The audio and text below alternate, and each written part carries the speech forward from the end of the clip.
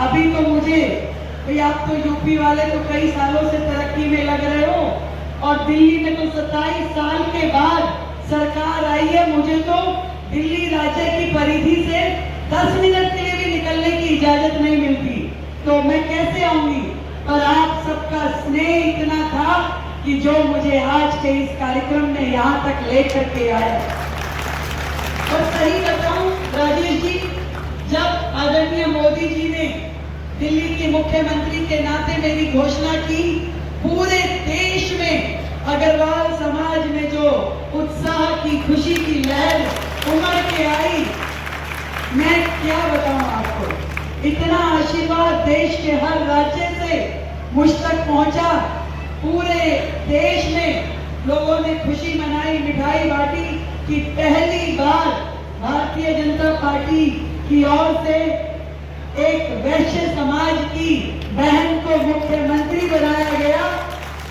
ये आशीर्वाद मुझे आदरणीय नरेंद्र मोदी जी, भारतीय जनता पार्टी के शीर्ष नेतृत्व ने दिया, और आप सबने जो ढेरों स्नेह और प्यार इस लगातार 2.5 महीने से मुझे मिल रहा है कि मैं आप सबकी ऋणी हो गई हूँ। और ये ऋण इतना है कि मुझे लगता है कि इस जिम्मेवारी को निभाने के लिए मैं दिन के 24 घंटे में से जितना अधिक समय लगा दूं उतना मेरे लिए कम है। मुझे समाज का वो ऋण चुकाना है। महेश जी, जब मैं दिल्ली यूनिवर्सिटी में, आप तो दिल्ली से बहुत जुड़े हैं, जब मैं दिल्ली यूनिवर्सिटी का चुनाव लड़ी तो मेरी माँ ने कहा कि भाई ये बनियों के बच्चों का काम नहीं है राजनीति, हम नहीं लड़ाएंगे अपनी बेटी को। आए थे एबीवीपी वाले, मना कर दिया, ये बनियों के बच्चों का काम है, फिर कहती शादी कौन करेगा इससे। पर आज उनकी वही बेटी राज्य के शीर्ष नेतृत्व पे पहुंचती है तो आज उस मां को भी बहुत गर्व की अनुभूति होती है। और मैं तो ये कहती हूँ, आज इतना भव्य भवन निर्माण महाराजा अग्रसेन जी के नाम से हमने यहाँ किया है।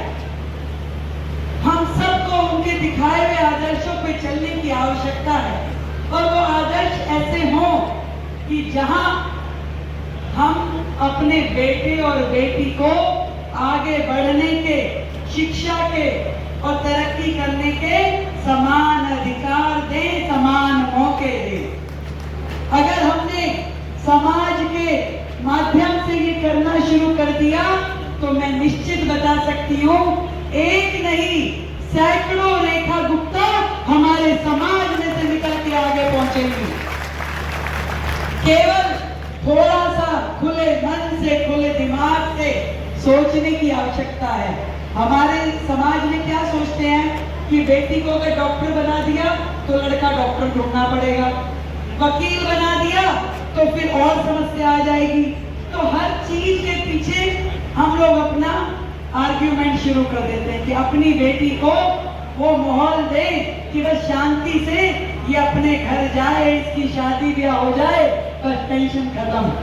पर इससे आगे सोचेंगे तो एक खुला आकाश देखने को मिलेगा, जहां हमारी बेटियां डॉक्टर, इंजीनियर, पायलट हर उस फील्ड में जा सकती है जहां उसको खड़ा देख करके आप सब माता पिता का दिल भी, समाज का दिल भी हर्षित होगा।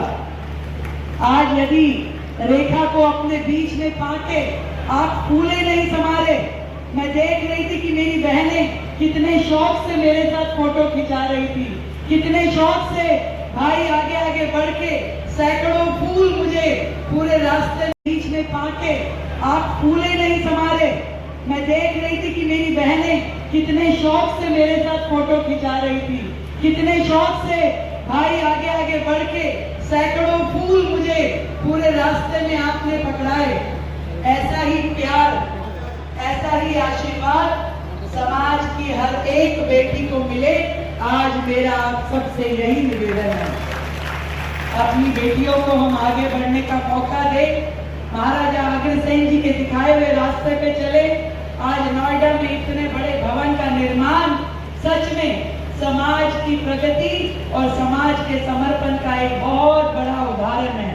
मैं दिल की गहराई से आप सभी को फिर से बहुत बहुत बधाई देती हूँ और इसी तरीके से समाज आगे बढ़ता रहे, तरक्की करता रहे।